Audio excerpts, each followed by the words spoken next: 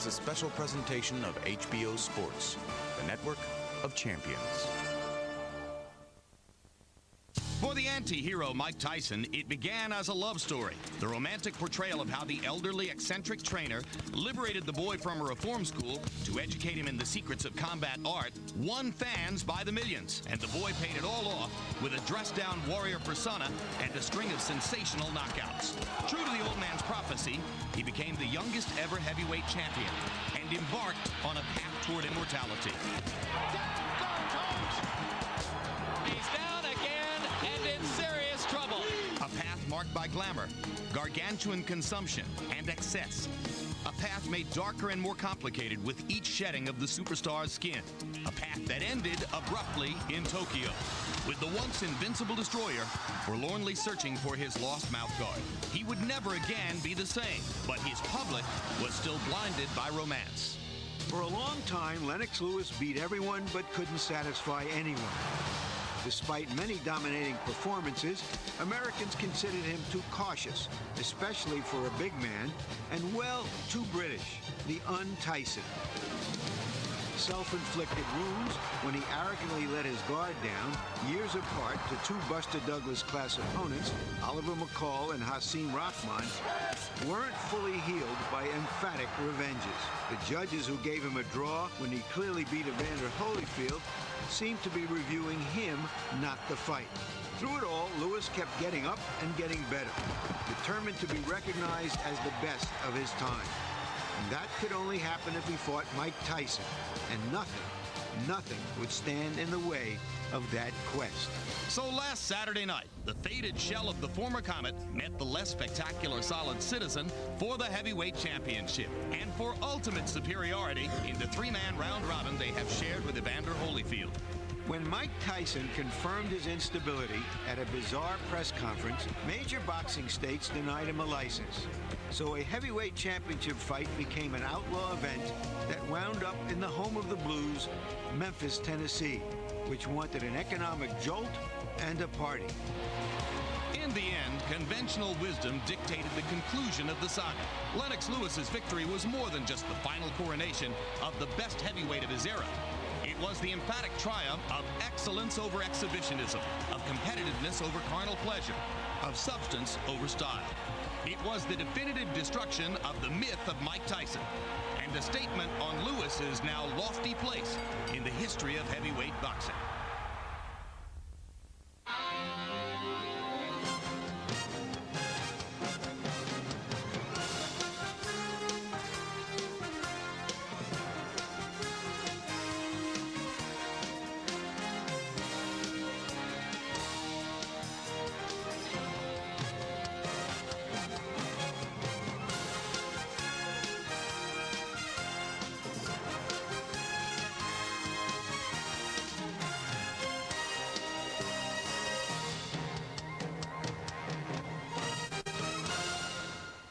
Hello again, everyone. I'm Jim Lampley, along with HBO boxing analyst Larry Merchant.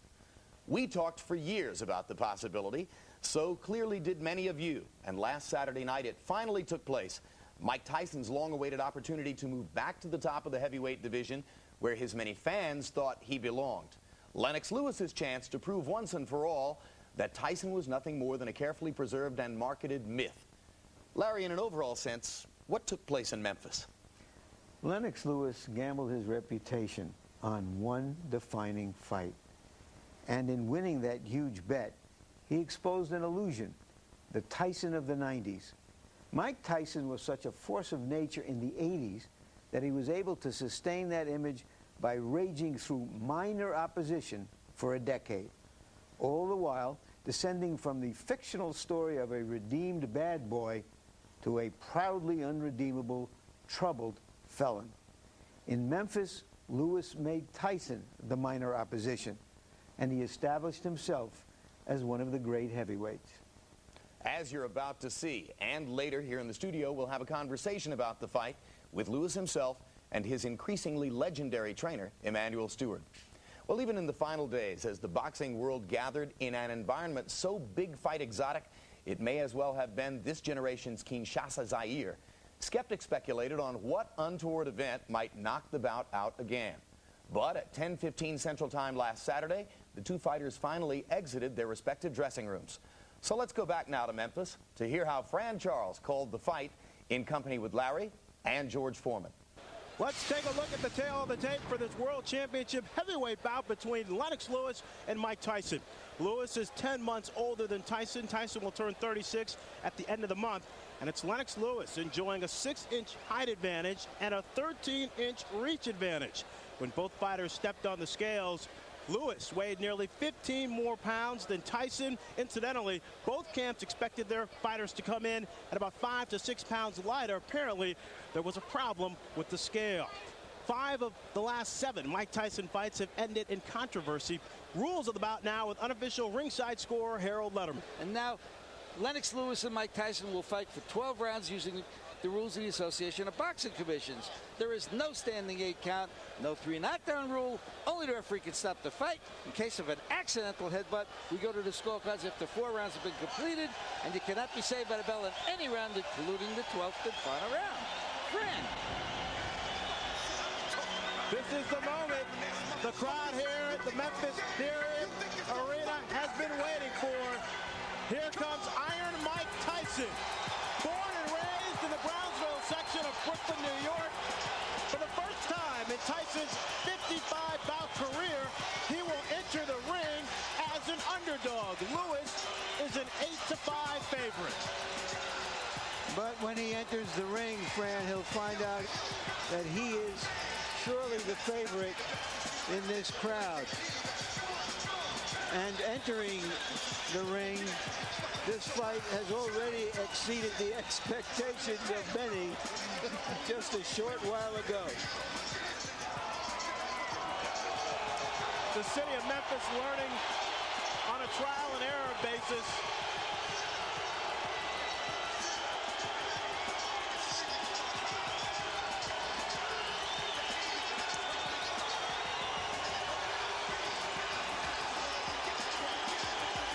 Tyson is the underdog because Lewis is the champion and because Lewis has fought more formidable opposition.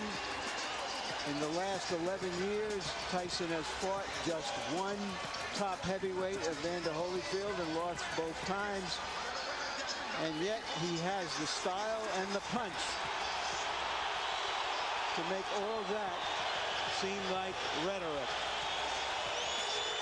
Vintage Mike Tyson on his way to the ring. No rope, just a towel. And black boots, no socks. We'll see vintage Mike Tyson once the fight starts.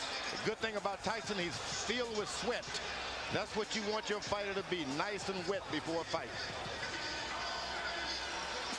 As you can see, there is a row of security guards lined up diagonally across the ring. These two fighters will remain separate until the first bell. I think it was probably Vince McMahon, the genius behind the World Wrestling Federation, who arranged all of this. There you get a good up-close look at the 3-time heavyweight champion, Lennox Lewis. We mentioned he comes in as the favorite. Lewis was hoping for a more partisan crowd tonight since England is participating in the World Cup soccer tournament. Many Brits electing to follow the soccer matches rather than come over to Memphis. So Lewis's supporting cast may not be as strong as he likes. Yeah, but you go around this city, I've run into so many people speaking with that British accent that you would think there is no World Cup. This town is loaded with the British. Lennox Lewis really made this fight happen after the fracas at the New York press conference when he was bitten by Tyson. He could easily have gotten out of it if he wanted to. He didn't want to. He sees this as an opportunity to confirm his place as the best heavyweight of the 90s.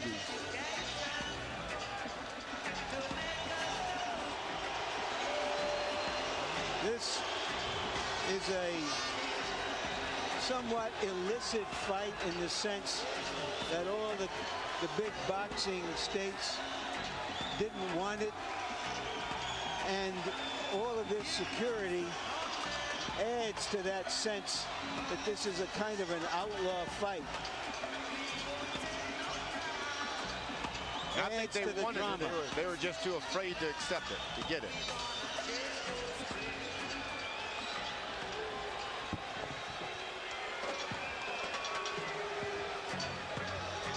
You cannot fault the planning. Everything coming off without a hitch as the fighters enter the ring. The heavyweight champion of the world now will go to his half of the ring.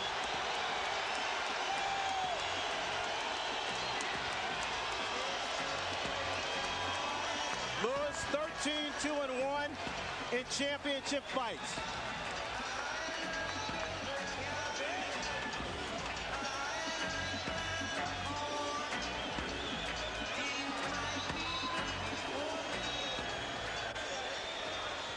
On this unique occasion for boxing, we have not one ring announcer but two. Let's send it inside now to Jimmy Lennon Jr. and Michael Buffer.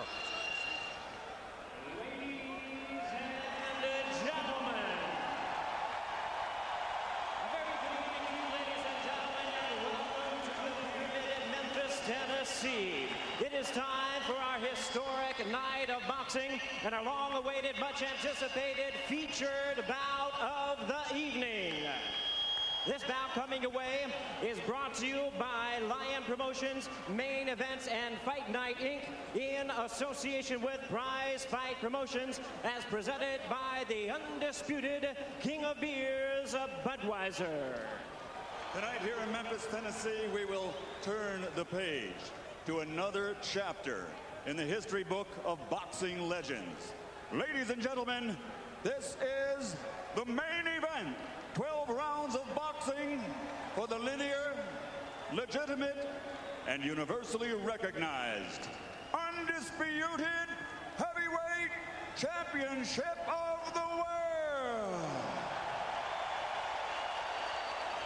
The three judges assigned to ringside scoring this contest on the 10 points must system are: from South Africa, Alfred Bukwana; from Thailand, Anik Hongtongkam; and from Belgium, Bob Logis.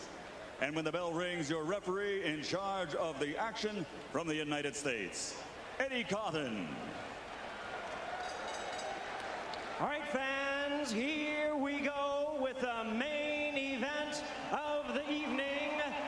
And now, ladies and gentlemen in attendance and boxing fans joining us around the world, the time for talk is over. The time to fight is here. It's the time we've all been waiting for.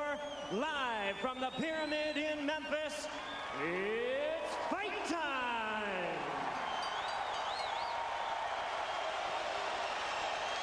Introducing to you first the challenger on my right. He is fighting out of the blue corner, entering the ring wearing his traditional solid black trunks and hailing from Catskill, New York. He weighed in at 234 1/2 pounds with a record of 49 wins, 3 losses, 2 no contests. He has 43 big wins coming by way of knockout. Here is the youngest man ever to win the heavyweight title, currently ranked the #1 contender by the WBC. Please welcome tonight's challenger, the explosive 2-time heavyweight champion of the world, introducing the one and only Iron Mike Tyson.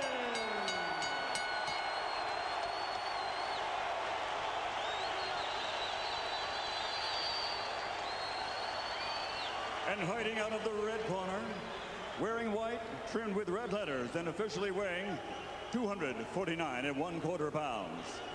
He captured Olympic gold in 1988. Now, as a professional, he has 39 victories, including 30 knockouts and 3 world titles. He has 2 defeats and a draw. All by way of rematch have been changed to victories. making him one of the few men in boxing history to have virtually defeated every man he has ever faced. Ladies and gentlemen, from London, England, presenting the three-time world champion, the linear, legitimate, and universally recognized, undisputed heavyweight champion of the world, Lennox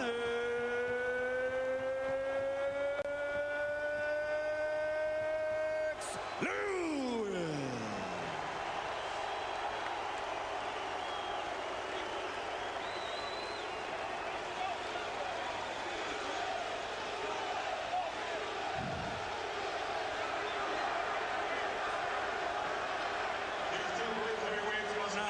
Step forward when the bell rings.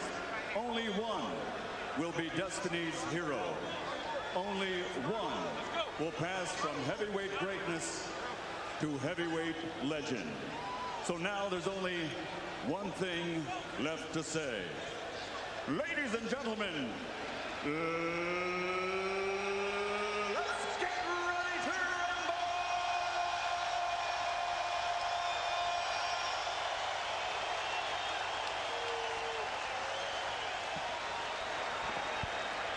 We've had two announcers. I wonder if we're going to have two bells when this fight finally starts. Well, you don't want to have two punches too cautious. And that's what can happen when you have dynamite punches. They are both too careful.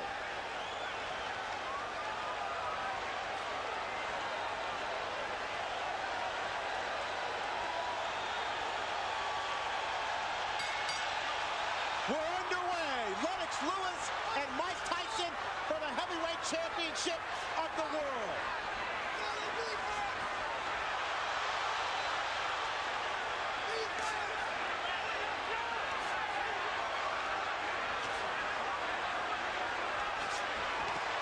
Tyson attacking Lewis, and Lewis comes right back with 3 uppercuts. It was one initial uppercut that changed everything right now. Lewis unloaded an uppercut with a surprise. Lewis ripping from down low, and Tyson tries to counter, and Tyson unveils the quick left hook. It's what we expected in the opening moments. I'm surprised Tyson is able to hit so easy with an uppercut. There was no missing. Tyson may have been slightly dazed by one of those uppercuts. May have, no doubt about it. The man in between Lewis and Tyson, Eddie Cotton, 6'5", 250 pounds. And that's no accident. Cotton handpicked to make sure he can handle the masses inside the ring. It's going to get real ugly if Lewis keeps clinching the way he's doing. Well, what is he supposed to do when the smaller man dives into him? You better fight Tyson. You better fight him. You better fight him good. You start clinching him, you give him all the courage that he needs. But that's what Holyfield did to him. He clinched him and frustrated him. It's different because Holyfield is down low. This man is up high.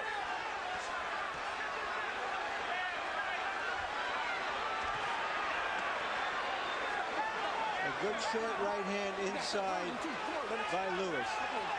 Now, Tyson is looking at the referee already. Tyson with a wrap to Lewis's midsection. That's what Custio Amato specializes in. Go to that body, go hard. Then make a man afraid of what's going to happen on top. Go hard to the body.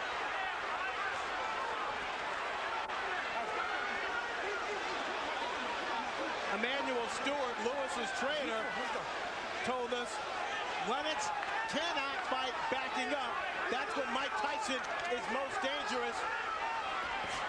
Tyson still, though, seems to be the aggressor of the two. Lewis downloads with a big right cross.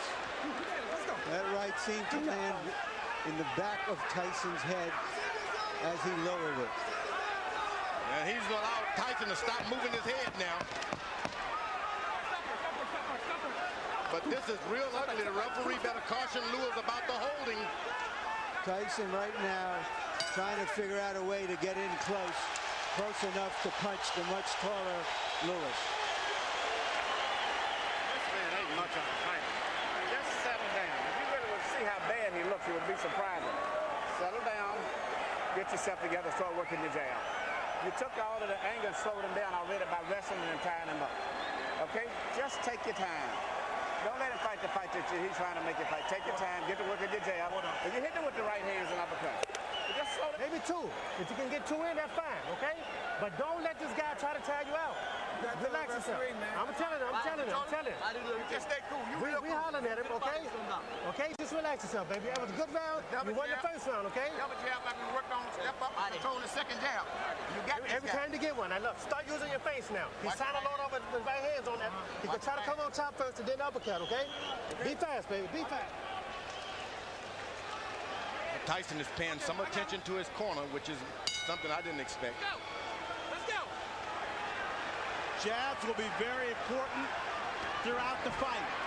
Lewis landed, throwing 23. Tyson throwing 3. And now Eddie Cotton warns Lewis.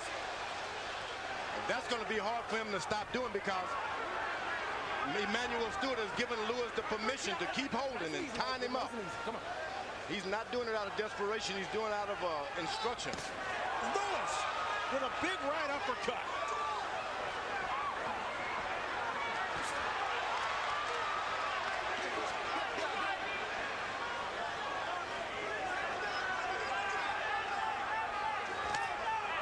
Now Tyson able to get in a left jab. That's not what you want to see.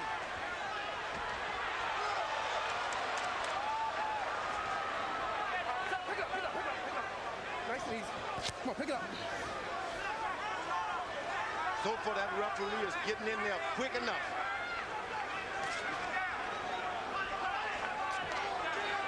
Lennox Lewis pushed Tyson away that time. That's what you got to do. Push him away. Lewis seems to be concentrating on firing his right hand with uppercuts. There's another one. And right afterwards, a hold. Go to corner. Mike, go to corner. Go to corner. Go to corner. No, stop holding. You're holding. All right, you got to stop holding. Come on, let's go. Carlos, let's go. Let's stop holding. All right, go. Eddie Cotton asserting his power in the ring. Lewis unloads with another right uppercut. Get out. Tyson's only got in one body punch.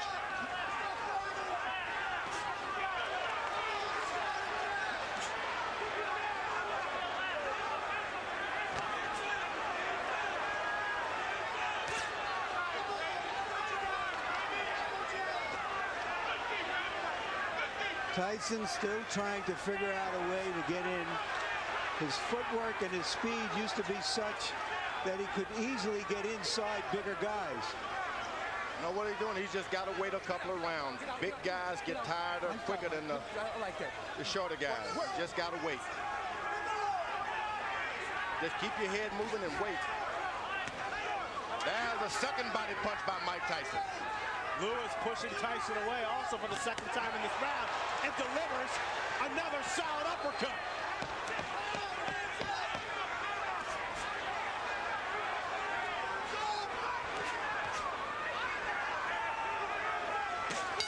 Lennox Lewis, another right hand to the jaw of Mike Tyson.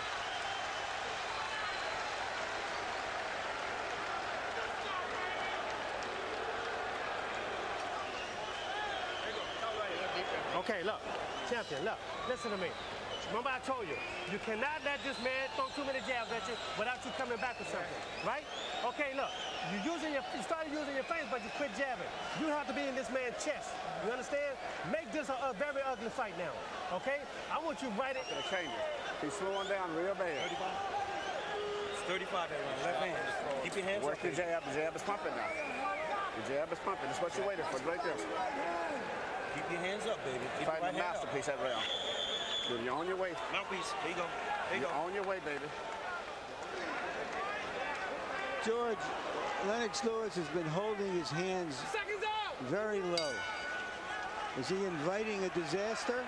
Well, Tyson is real low. You got to put your hands down where your man is, and he's not doing it. It's just that if you're up too high, you can't get that shot in. That's the danger of fighting a taller guy. But he's doing an excellent job of out-jabbing him now and being cautious. Tyson is desperate. Total punches in round 2, according to CompuBox punch stat. Lewis 22 of 40 for 55%. Tyson 7 of 35 for 20%. Going into this fight, everybody thought that Mike Tyson had the stronger jaw. He has certainly shown a strong jaw in this fight because he has taken some solid shots so far. He's allowing Lennox Lewis to just move around the ring and do whatever he wants.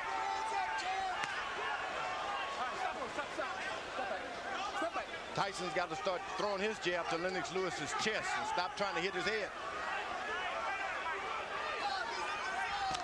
That's a good body shot by Mike Tyson. He can get that right hand down there low and make it sound. He's coming on top with it sooner or later. Ronnie Shields told Tyson to make it an ugly fight. Is that because he thinks that Lewis has had his way from a distance? Yeah, he wanted him to get closer. Don't make it look so pretty standing out there bobbing and weave. Get close, make it raggedy. Get out. When we met with Shields, he told us he showed Tyson a lot of tapes of himself back in the 80s. There was a lot of head movement. He was all in balance, and he used his jab a lot more. And you see Lewis is putting his head on, hanging down on the boy's head. This could cause some problem with the referee, and I'm telling you.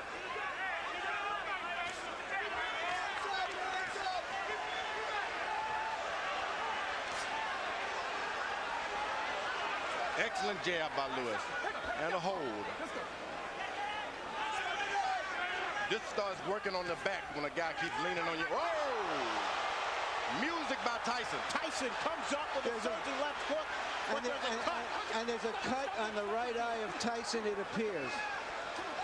And they butted head there for a second.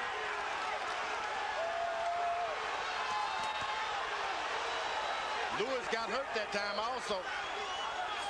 Tyson blinking with the blood in his eye. Lewis calmly looking at his corner and saying, I've got it under control. The referee better get in there. You can't instruct him. You got to just push your way right through.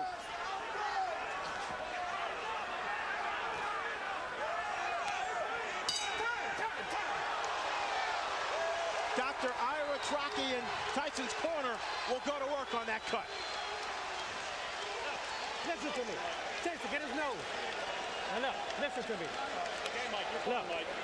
You got to relax Give yourself. me a towel to wipe him. Give me a towel, give me a towel, give me a towel. You're relaxed. Okay. Nice and relaxed. Now, look, Mike, look, listen to me. Now, look, you let this guy have his way on the outside. You understand? Don't let this man have his way on the outside. You got to be close to this man. You understand? You got to stay close. When you get close, shoot your uppercuts and go to the body with this man. Okay? Use your feet. He can't deal with nothing coming to him. This fight's gonna be over with if you do. You sit down and get yourself together. You can't just be retentive just to do this here and do this here. And shoot that damn uppercut some. The man is tired. Here's Lennox Lewis's jabs as he has his way from outside. And that first jab there may have caused the cut. Lewis averaging 25 jabs per round. When he throws that number, he's very dangerous. Stop in there. Let's go. Stop in there. Come on, let's go. Let's bring in Harold Letterman to see how he has the fight scored through 3. Okay, Fran, 29-28, 2 rounds to 1, Lennox Lewis. Fran, I just looked over at Eddie Cotton, and he signaled to me that the cut was caused by a punch, not a headbutt. So if this fight gets stopped because of that cut, Lennox wins on a TKO. In the first round, I thought Mike Tyson did a nice job getting inside, but in rounds 2 and 3, just like you saw right there, Lennox stood on the outside, used that jab, and came up with some nice, solid right uppercuts. At this point in the fight, the bad boy of boxing is getting spanked by Lennox Lewis, but he is always dangerous. Lewis following the Holyfield blueprint pushing Tyson back, leaning on Tyson. And right now, firing that right cross at will. When Tyson gets close, Lennox Lewis changes and stops everything. Folds his chin up. Now there's blood apparently coming from Tyson's nose.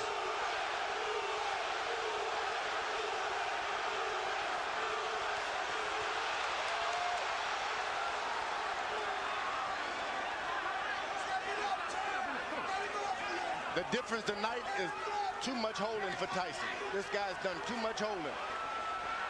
Lennox Lewis has been holding too much. George, he's also been punching the crap out of him. Tyson doesn't even know where he is about now. Better get desperate. Lennox Lewis told us that no matter what, Ronnie Shields spent 8 weeks teaching Mike Tyson in Maui during his training camp, that as soon as he got hit, he would revert to his natural instincts. And we see less bobbing and weaving and less jabbing from Tyson, and Lewis measuring up. You know, Tyson is picking up the energy from this crowd. They're pulling for him, and sometimes when you're beaten, that's enough to bring you back in the picture. You know, there is an arrogance about Lennox Lewis that allows him to drop his hands sometimes, and no matter how hurt and slow Tyson is, he is a dangerous puncher. Lewis leads on Tyson, connects with a right hand. Tyson goes down, but Eddie Cotton says no knockdown. The force of Lewis on Tyson's back. Why wasn't that a knockdown, George? Looked like a knockdown to me. Looked like a clear knockdown. And Eddie Cotton now taking the point away from Lennox Lewis.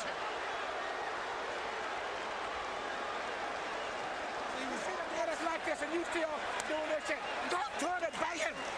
Get this motherfucker out of here, man. You can fuck around and get caught with some crazy shit. Step it up, the man is finished. Put them shits together, baby. You ain't never took it to himself. Get your hands. You cannot just run in. The right hand is down. When he jab, throw the right hand and no hook behind it. Okay? Just give me a deep breath, champ. Okay? You can give me another round like that. Stay alert, champ. There's a right hand. Oh, but he leans on him too much. That's what and he leaned on him. But that's not a foul, George, yeah, is it? Leaning. You can look. He's but why is that a foul? Back. But he's on his back. He's leaning on his back. He hit him with a good right hand, but what's all the leaning and that's what the referee did a good job. So far, Lennox Lewis seems to be fighting Tyson and the referee, in my view. Lewis throwing 39 punches, connecting on 27 for 69% in the fourth round. Tyson 5 of 27. Tyson is just hoping for one good shot. One good shot. Emmanuel Stewart told Lennox, keep your hands up. Here's the guy who's not trying to jab anymore. He's not trying to win points. He's just looking for one shot, and Lewis, that long jab stops anything. Stop punch. Come on, let's go. Get up. Eddie Cotton with his hands on both fighters' chests as he pushes them away.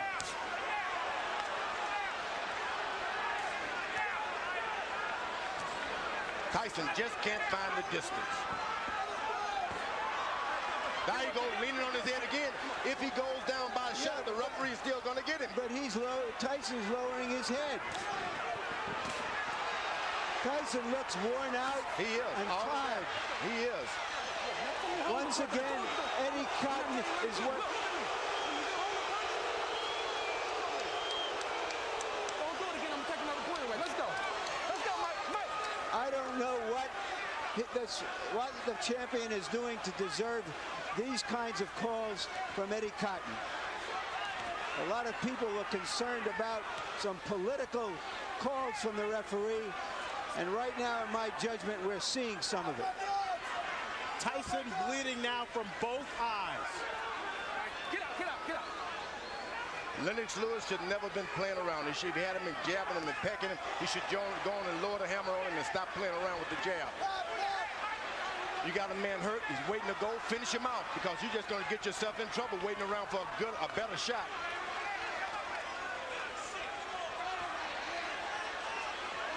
Tyson is out of the fight. You don't want to let him back in the fight. Nice job. Step back. Come on, champ. Stay alert. Stay alert. He blocked that uppercut. Lennox Lewis is playing around too much. Put the right hand on the man. Hands up, champ. Hands up. Booyah,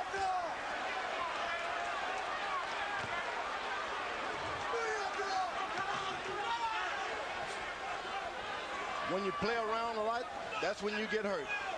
He's winning his fights hand down. Just won't throw that power shot. Lewis going almost exclusively to the jab here in this 5th round, looking for opportunities to set up his right. Now Tyson jabs right back. A big round for Lewis.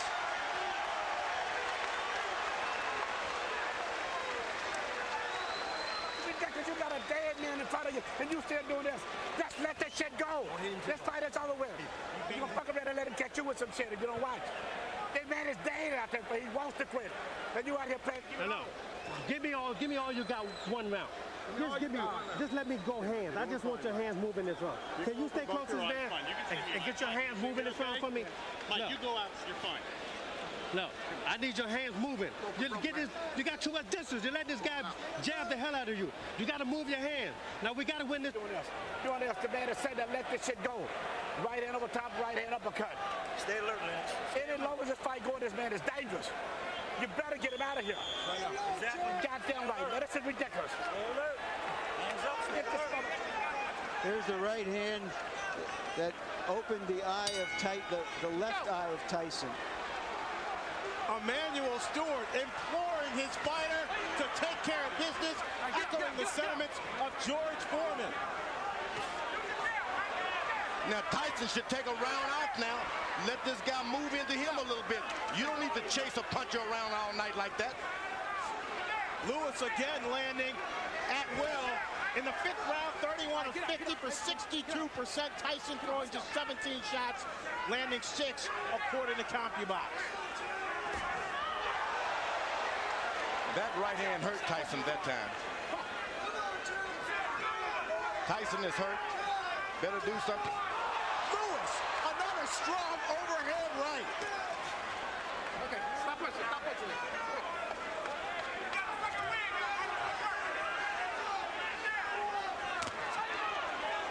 Get out, get out, get out. Lewis is doing, he's cuffing. He's not dropping his head at all. Keeping his head up high, so Tyson, no matter how hard he throws, he can't reach up there. That's right. That's what you don't want to do, is start bending low so that guy can hit you with those right hands.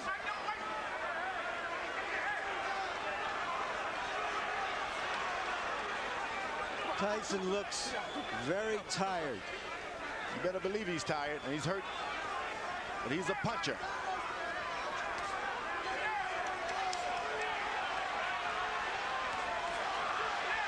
Just 19 rounds of boxing for Mike Tyson in his 6 previous fights over the last 5 years.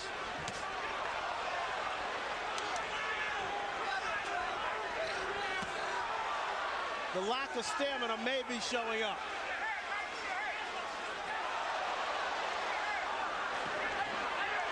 Good punch that shook Lewis.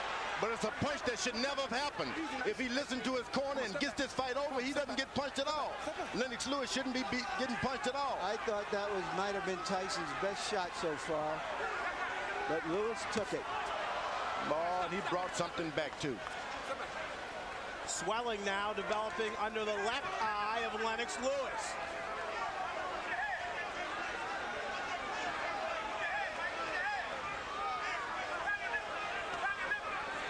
Now you slice, Tyson slows down. Don't charge him, just slow down. Keep your head moving. Get your win for the second half of this fight. Then you can do better. It's very hot in this arena, very hot. And the big guys will start to get tired anyway.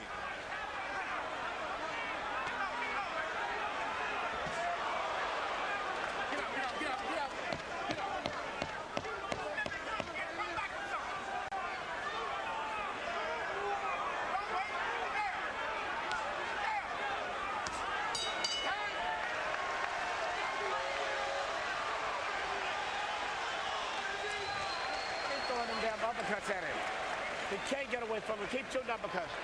What is this coming up? 7-8. There's no way to where this man should be in here this long. And the longer he's in here, the dangerous it is. You keep working the jab, but you got to add to it. Every time you hesitate, you start to throw the shot, then you hesitate. Let the stop go. The man ain't that dangerous. Finish the shot, go in. And come back with your right hand. You understand? Let your hands go. That's all we're telling you to do right now. Everybody can't talk in the corner. You can do it. One at a fucking time. You can do it. Listen, Mike, Don't worry about it. be fast. You understand me? Faster. Lewis has been throwing right hands, and Mike Tyson has been eating them.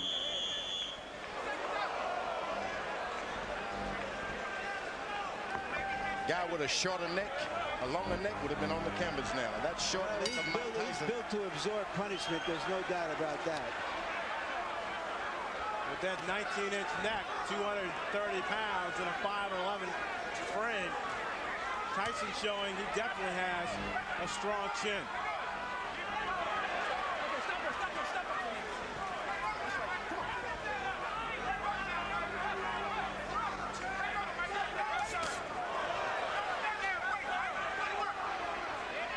Remember, Tyson has not been able to land one straight right hand yet.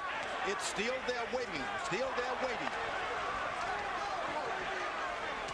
Let's bring in Harold Letterman to see how he has to fight for. Okay, Fred. All I gave was to Mike Tyson was round one.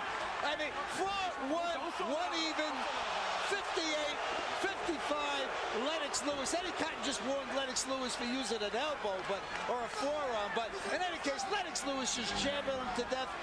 A word about that round 4. The judges can't call it 10-8 because Cotton said no knockdown, so it becomes 10-9. Since he took away a point from Lennox, it becomes 9-9, which is why I have, one round even in this fight. So 58-55, Lewis. All you have to know is that so far, it's all Lewis.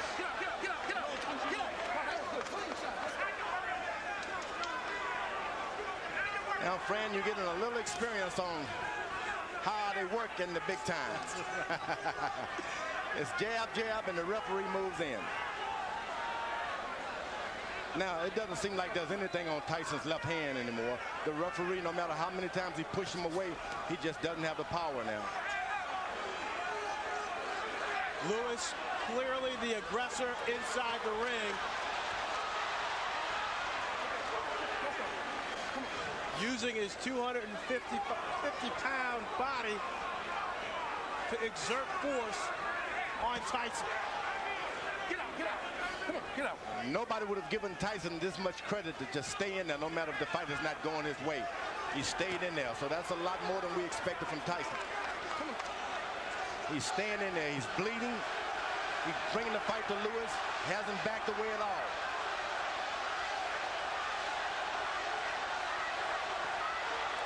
He can't take too many more of those right hands. Lewis keeps that up.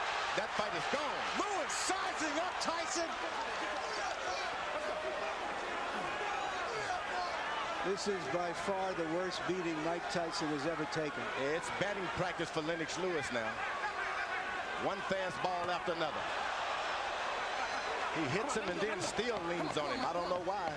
I wonder what all those people who think of Tyson as the Tyson of 10 and 12 years ago are thinking now as they watch him absorb this punishment almost without any return. They tune in for a fight and they're getting one. This guy's not quitting. He's not doing anything. Look, you understand? Listen to me. You're fighting for the heavyweight championship again. You understand? Not many people can do that. You understand? Now look, I'm not going to sit out there and just let you do this. You understand? You have to throw your punches. You understand? For God's sake, you have two hands. You understand? Just let your hands go. Yes, you can. No, let your hands go. Let's hug it up to him. I want your hands to move. You done took this guy's best shot. This guy got nothing for you. The guy you took his best shot. This guy's getting tired. It's time for you to go to work, brother. Come on, man. Go to work. You train hard. George, you called it batting practice. That's what it is. And this is the time maybe your corner should come in and rescue your fighter. It's not going to get any better for him.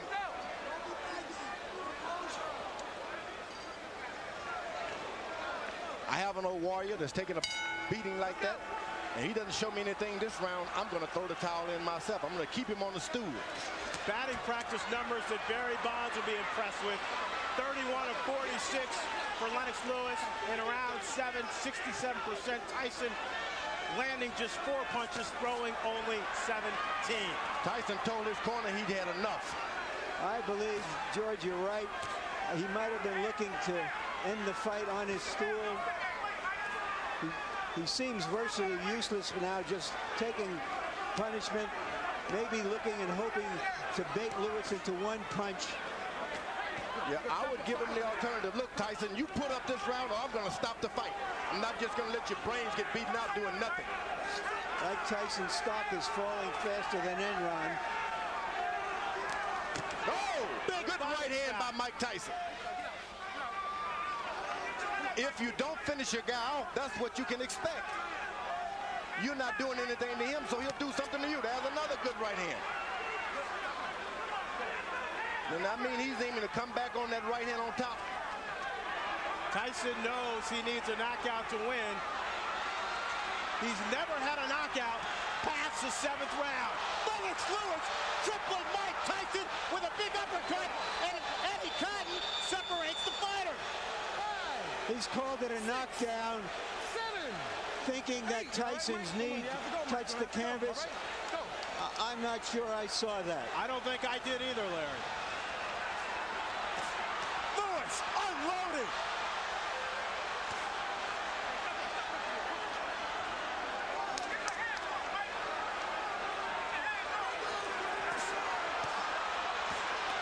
Lennox Lewis trying to finish off Mike Tyson with 1 minute left in the 8th round. Mike Tyson highly motivated to come into this fight, hoping that this fight would redeem not only his career, but his whole life. Oh, he's doing a good job. He's got heart. You can't take that from him. Big right hand from Lewis, and Tyson goes down for the 3rd time in his career. 6, 7, 8, 9. It's over. Lennox Lewis cements his legacy as one of the best heavyweight champions of this era. Nobody should be able, there's no one in the world can take that from Lennox Lewis now. He is no doubt the best heavyweight of all time. What he's done clearly puts him on top of the heap. He fought a virtually perfect fight, George. There's no doubt about it. He did everything. He controlled it from the beginning.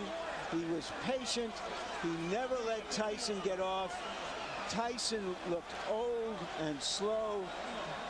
And you know, George, when you look back at history, at fighters like Tyson, from Dempsey to Marciano to Frazier, all of those fighters retired at the age of 32, and they were near the end of the rope at the age of 30. This type of fighter has to put so much effort into fighting the way he does that it's hard to sustain it. Where the boxer punchers like Joe Louis and Muhammad Ali, even Lennox Lewis, and Larry Holmes, all were able to fight closer to their mid-30s. It doesn't require that kind of maniacal conditioning to fight that fight.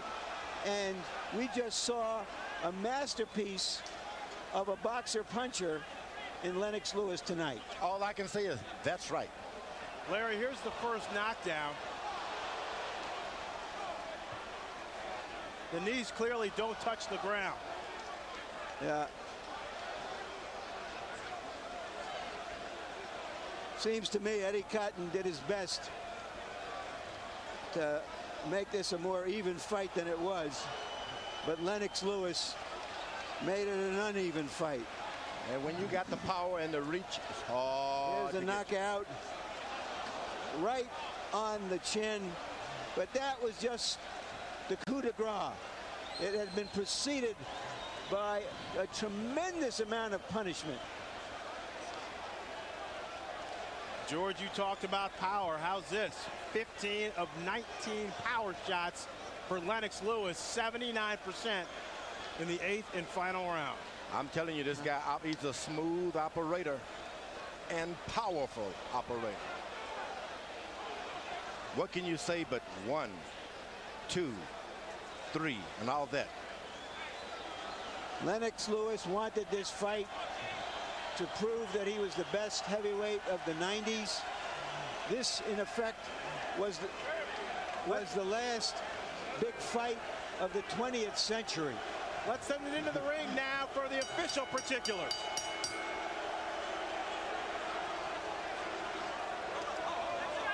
Ladies and gentlemen, tonight here in Memphis, Tennessee, the legacy of a three-time heavyweight champion has been embraced as the referee reaches the count of 10 at 2 minutes, 25 seconds of round number 8.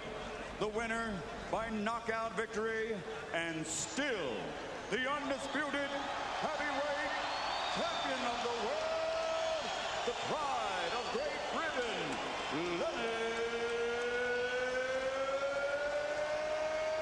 Lewis.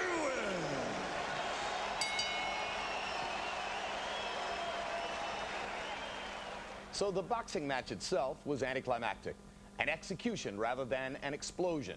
And by Monday, water cooler talk would center not so much on the details of Lewis's demolition of an outclassed opponent as on the bizarre post-fight interview conducted by both fighters in the ring with Jim Gray. Mike, have you changed your opinion now of Lennox Lewis? Well, no. Believe it or not, I've known Lennox for like 15, 16 years. We've always been friends, but in competition, in competition, the best man has to win. We have to do everything we can. I'm happy for him to give me a fight. The payday was wonderful. I really appreciate it. And if you could be kind enough, I'd love to do it again. I think I could beat you if we try one more time. Mike, what gives you any indication that you could beat him after this performance? And was it a lack of quality opponents going into this that hurt you? I explained before I needed 2 more fights or 3 more fights to fight him. But I believe if I would have took that route, the fight probably would have never happened. He wouldn't have waited for me. And again, he was just splendid, a masterful boxer. I just take my hand off to you. And just please, if you can give me one more chance, I'd be greatly appreciative. Are you interested in that at all, based on the way you controlled this fight? You know, I just wanted to complete my legacy. You know, everybody was saying that, you know, this fight is going to count on my legacy. So I just wanted to prove to the people that, you know, I'm the best fighter in the world, on the planet. No guy tests this, man. You proved that right now. You were quite annoyed. You had some very derogatory things to say about Mike coming into this fight. You said you had to win this fight to clean up boxing. Do you feel you've accomplished that? Well, I showed boxing, you know, who's the best in the world. I went out there and showed them I'm a pugilist specialist. I can adapt to any style. And, you know, he showed me one style that a lot of people didn't think I was going to be able to deal with. But I was able to deal with it. A lot of people thought he was going to get away from my jab, but nobody gets away from my jab. Mike, you behaved tonight. Everybody. Biggest fans, brother. Manny Stewart, say that again. I was telling Mike, I'm still one of his biggest fans. He's given me so many thrills, man. You know, go back to Roderick Moore, you remember? My friend Roderick. Yeah, I know, it's a long time back. Mike, and you've given all of us a lot of excitement. Most Thank you. heavyweight in the last 50 years. Thank you very much. It was just beautiful. I'm just so happy you gave me a chance. Nobody wanted to give me a chance. Don King didn't want to give me a chance. I'm just happy someone gave me a chance. I don't know what it is. You still can punch. Thank you very much. Champ and Mike, how sorry are you guys that this fight did not occur many years ago when you were at your best and probably you weren't quite as old either? Well, you know, the funny thing about that is, you know, heavyweights mature at different times. I would say Mike Tyson matured at 19. Nothing was standing in his way at that time. He ruled the planet at that time. But I'm like fine wine. I come along later on, and you know, I learned my art, and I went along and just took my time, and I came along and just ruled. I'm ruling now. Mike, are you sorry this fight didn't take place years ago? It wasn't meant to be. I've known Lennox ever since he was 16, 15 years old. I have mad respect. Everything I said was in proposition for promoting the fight. He knows I love him and his mother, and I know if he thinks I don't have respect and don't love him, he's crazy. So you're saying a lot of the behavior, Mike, is just to sell tickets, and that doesn't represent your true feelings? Well, he knows who I am, and he knows I'm not disrespectful. I respect this man as a brother. He knew me ever since his friend Bernie and Cuss were together, and he knows I have the much respect for him. Like I said before, he's a magnificent, a prolific fighter, and he should continue fighting. I would just love for him to give me another shot. How important was it for you tonight, Mike, to come out here and be a sportsman and behave in the ring? Oh, no, it was very, but I said I love and respect him too much to do anything disrespectful to him. And he knows that. And for him to think that is absolutely crazy. About 30 minutes after that surreal piece of theater, in an interview I did myself in Tyson's dressing room, the beaten star seemed to have changed his mind about a rematch. Mike, I want to start by saying that I've never been more impressed with you as a sportsman than was the case tonight. You fought a clean and honorable fight, and you were utterly sportsmanlike in the ring afterward. Were you conscious all night of the fact that you were on your best behavior? Not really, but he's a gentleman. I knew going in this fight I wasn't fighting a dirty fighter, and the reason I conducted myself like that because the fighters I fought, both Norris and Holyfield, I believe they fought me a little dirty, and I just sometimes I overdid it sometimes and took it to the next level and made it so apparent and overt that I had the reputation of a dirty fighter, and it's okay. You know, I've been through a lot with Don King and these guys, and it just really transformed my behavior and my conduct. But things are going well now, and I'm just here for the wonderful fight. This guy there's no way I could ever be. He's just too big and too strong, and he just fought he's a very consummate fighter, and I just appreciate him giving me a shot to fight for the title. That's honorable respect. I think we all knew that in order to beat him, you would have to be fast, you would have to throw combinations, you would have to go to the body and do all the things that made you so great back in the late 1980s. Why weren't you able to do it? He had hurt me early, and I was just trying to keep the pressure. And he has kept me hurt from the early to the end of the fight. But he was fighting great, and he just basically wore me down. Is his right hand the biggest punch you've ever felt? No, I just couldn't see it. You know what I mean? I just couldn't see it. I could take a great shot. I just couldn't see the punch. Mike, there's a great moment in the ring after the fight when during the post-fight interview you very tenderly reached out and wiped blood from Lennox's cheek while he was answering a question. Deep in your heart, do you feel as though he's your friend? No, I've been friends with him for 15 years. You know what I mean? We're just like, you know, I fly pigeons, right? And this is a good equation. These pigeons live with each other for 10 to 15 years, right? But when I throw feed down, they kill each other to get it. And it's the same way with fighters. We love and respect each other, but we're like mercenaries. We need that money. You know, we need to be the best. You know, I mean, money means nothing. I mean, money means nothing sometimes, but sometimes greatness is even more important than money. The contract calls for a rematch, although Lennox has the right to take another fight before doing so. If, in fact, the rematch takes place, what will you do differently? I don't know. He fought great, man, and I don't really think I could beat that guy if he continues to fight like that. But like I said, I'll fight him again, and I'll fight him with all the great aptitude to win. I won't never quit, but I'll fight to beat him.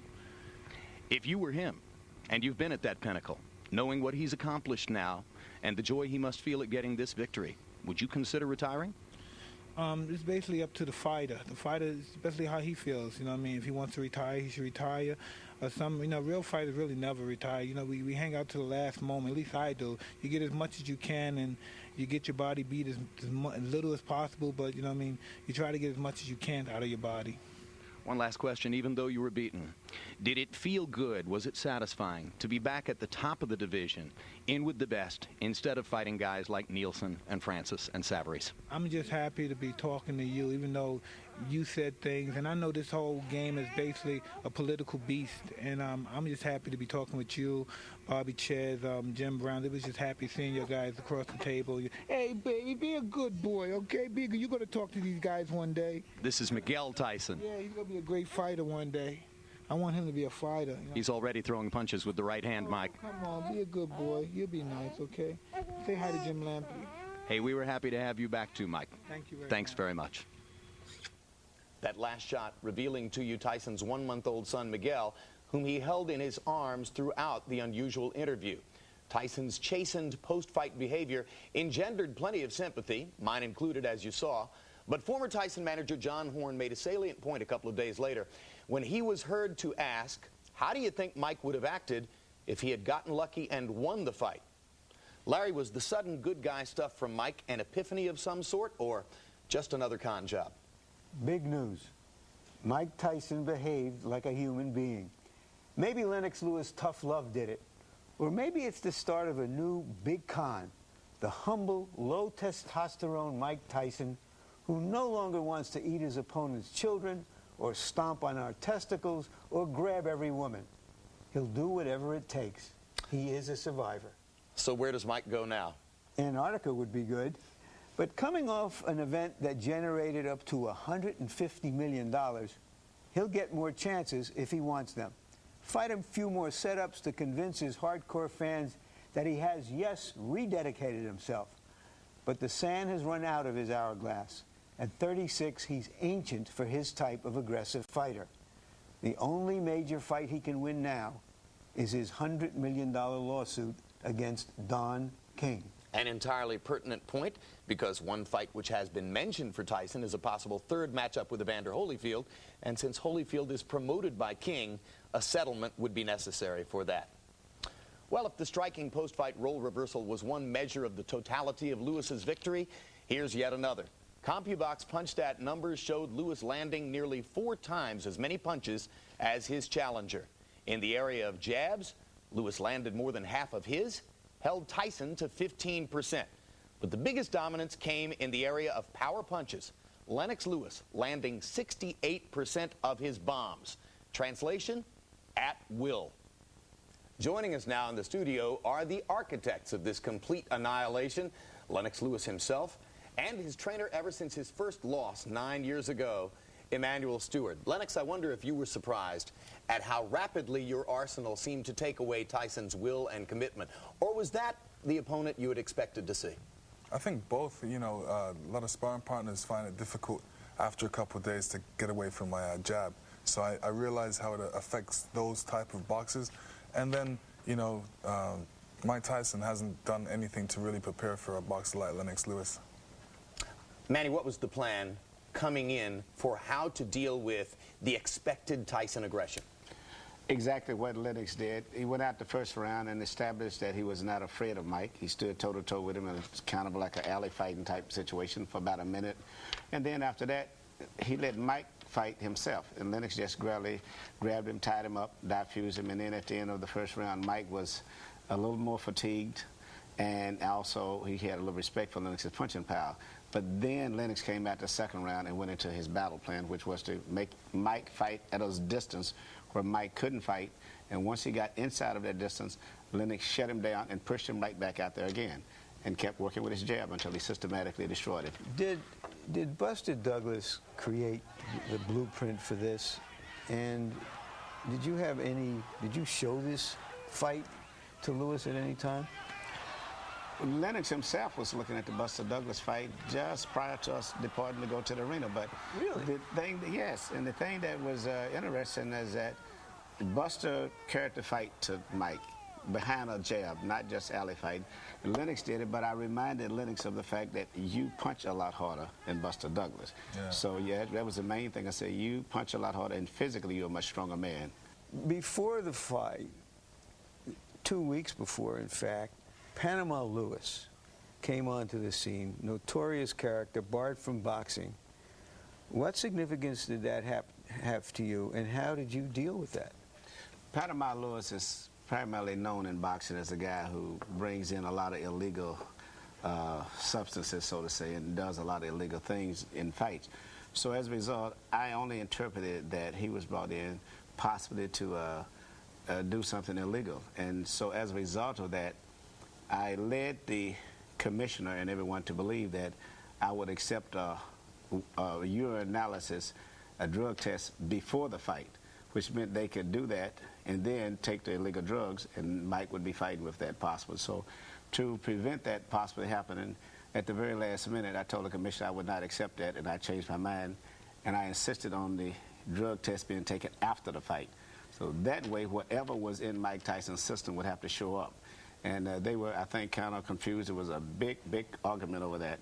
And finally we won, and I think that kind of neutralized anything that Panama could have possibly did. Okay, now you're in the fight, and almost right from the get-go, it seems, first that the referee is in trying to establish order, maybe because he's afraid of an outburst, and he's doing all the talking to you. And then it seemed like you were fighting 2 men. Yeah, I definitely had another person against me. I was shocked that he was actually saying that I was holding, because, you know, holding was like I would be in trouble and I would actually be holding his arm. But I was just making sure that he wasn't able to use his left arm, because I noticed in previous fights he usually comes up with an elbow or something. So I didn't want to be fall prey to any of those kind of shots. So I kind of held his hand there, And that's the only thing I did. He was holding my left arm, and the referee came in and warned us. I was really surprised, but for a lot of good fighters, that can interrupt your focus. But for me, I was very focused on Mike. I didn't even let the ref bother me. I wasn't even looking at him. At one point in the fight, he said, "Look at me, look at me." And I still didn't look at him. I was really focused on Mike. Well, Lennox and Emmanuel, let's take a look, actually, at the activities of referee Eddie Cotton, which caught our eye during the fight. And we'll ask both of you to comment on this sequence of events, which suggested, as Larry pointed out, that Cotton's entire focus was on you, Lennox, while he paid no attention to whatever transgressions Mike might have committed. This is in round number 2, and already a warning to Lennox. I thought he was breaking this kind of scene. I didn't even understand this call. I didn't even pay attention to him. I was just worried about Mike at that point. And this one, he said I hit him when he was down. At that point, you can't really argue with the ref because it just wastes your energy, so you still got to stay focused. Did you fear that he was trying to steer the fight in Mike's favor? I definitely realized that he was against me, and I figured, okay, maybe he's a bit paranoid. Everybody's a bit paranoid, especially surrounding this fight, and he doesn't want to let anything go. What is that warning right there? That warning was a push-off, and I don't know what he was doing. At this point, I was very concerned because I threw a punch, and I thought he was going to warn me again for hitting him when he was down. Yeah, and look, he wasn't even down. It was like he was giving Mike Tyson a chance to recover when he was about to be knocked out. Yeah, I don't think he liked me. Well, he administered a standing 8 count, which we clearly made clear in the rules that there is no standing 8 count. If you have to interfere, the fight is over with. I thought that a couple other times there he interfered once again, and even you noticed the manner and demeanor of him. It was really personal against Lennox, and you could see that. Never that he won Mike. And the first one, it was you could see Mike in the clinches telling him, say he's holding me, and the referee pushes Mike, punishes him off, and then does what Mike tells him. So you had a lot of extraneous factors to worry about, Emmanuel. We're going to take a look on tape right now at how animated you became in the 3rd and 4th rounds, trying to get Lennox to go ahead and get the business of the fight over with. Here's your performance. He can't deal with nothing coming to him. This fight's going to be over with if you do. You sit down and get yourself together. You still doing this shit. Don't turn it back in. Come on. Get this motherfucker out of here, man. You can fuck around and get caught with some crazy shit. You got a dead man in front of you, and you still doing this. Just let that shit go. This fight is over with. So, Emmanuel, was that about the referee and your fear that he was trying to take the fight away from Lennox? Yes, I was more concerned at this point about the referee, to be very honest. I never wanted to let Lennox know that because it would get him more agitated. But I could see that the referee was like leaning towards trying to find any excuse to disqualify Lennox. And the longer that the fight went on, I think the more of the opportunity. And I wanted Lennox to try to end it as much as possible. But I didn't realize that in the 4th round, he caught Mike with a very good right hand that really hurt his wrist, which we saw later on after. And to put more emphasis on this, Jim, there were conspiracy theories in midweek before the fight that just such a scenario could unfold for various political reasons. And to see it as brazen as we saw it was quite remarkable. Distracting to you, Lennox? It wasn't really distracting to me because I said, you know, we're in it. You know, these are my judges, and I didn't realize the referee was so one way. Did it make you nervous that Manny was so agitated and seemed so eager for you to go ahead and get it done? No, I was really relaxed. I was so relaxed for this fight. You know, I started to worry for myself. I was worried, am I too relaxed? You know, and then when I seen Emmanuel so animated in the corner, and I'm saying, he's really hyperactive. So, but I was still cool. I was still cool. I felt really relaxed and positive. So, let's talk about the future now. I know you're still basking in the victory, the one that you yourself called a defining moment, and really you risked almost like your reputation for your entire career on one fight, which is a pretty bold thing to do. Everybody says, well, it would be the right time story-wise, romantically, for Lennox Lewis to walk off into the sunset. What are your thoughts? My thoughts is I'm definitely listening to everybody, and you're right. I am still basking in the victory, and I haven't really decided. In some sense, I'm saying the people still haven't seen the best of me. Well, it's the perception of a lot of general media and some of us in boxing media too that for the moment you've cleaned out the division. But I know there are a couple of fights down the road, and one question people have asked is, would you consider fighting young Vladimir Klitschko, who seems to be emerging as the heir apparent? I would consider fighting anybody, Well, the two names that come up are Klitschko, because there'd be a lot of money in it, particularly from foreign television. Klitschko, yeah. And perhaps Kirk Johnson, if he wins that version of the title against John Ruiz in July, because he's a Canadian and it might be a big event up there. I think both boxers are great boxers, and there would be great fights for me. But I would knock them both out. Lennox, Emmanuel, thank you both for coming in and spending time with us, and congratulations again on a great performance. Thank you. Our privilege. Well, because of the outcome, Memphis probably saw the last command performance gathering of what has become known in boxing simply as the Tyson crowd.